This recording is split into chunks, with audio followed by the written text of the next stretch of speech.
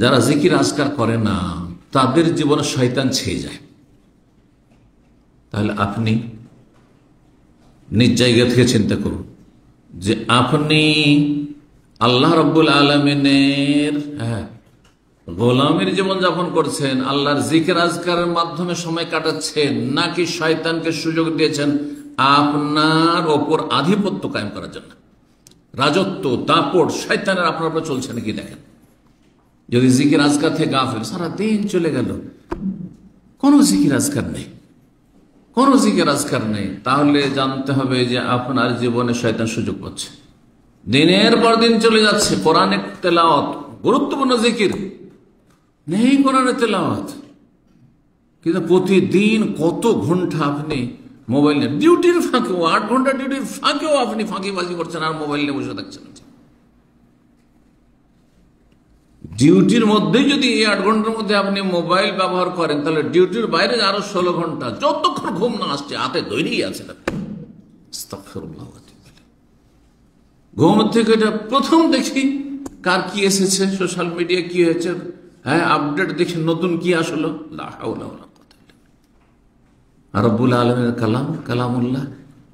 দিন গেল, সপ্তাহ গেল, মাস গেল, বছর গেল, রমজানেও অল্পই কিছুই লোক কোরআন ছুঁয়ে দেখে। কোথায় আছেন আপনি? চিন্তা করুন তো আপনি আপনার জায়গা থেকে রবের কাছে জবাব দেওয়ার জন্য যে তোমার জিকির আজকারে ছিলাম না শয়তানকে আমার ওপর আধিপত্য কায়েম করার সুযোগ দিয়েছিলাম।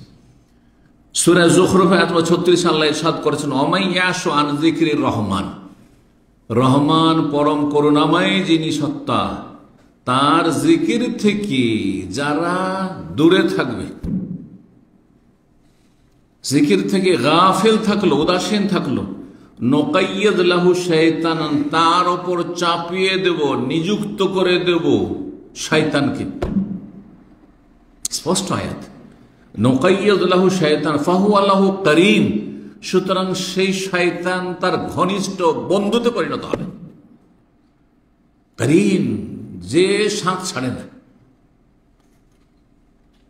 কারীন, একটি হাদিস আছে, মানুষ যখন পয়দা হয়, দুনিয়াতে ভূমিষ্ঠ হয়, তখন তার সাথে একজন ফেরেশতা কারীন নিযুক্ত করেন যে ভালো কাজের জন্য উৎসাহিত করে।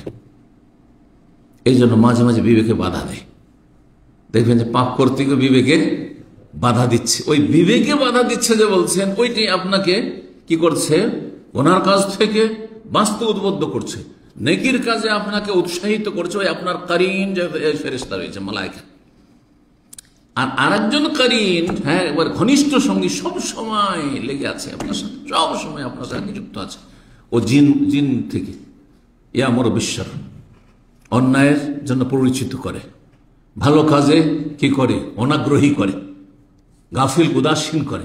ভালো কাজ, আচ্ছা থাক, আচ্ছা যাচ্ছি, আজান হয়ে গেল, আচ্ছা যাচ্ছি, তো মেলায় সময় আছে, এই জামাত হয়ে গেল, আরে জামাত চলে গেল, আর চলো এখানে পড়ে নেই। যত দেখবেন যে গাফিলতি আসছে, ওই যে আপনার কারীন শয়তান আছে, কারীন জিন, সে আপনাকে উদাসীন করে তুলছে।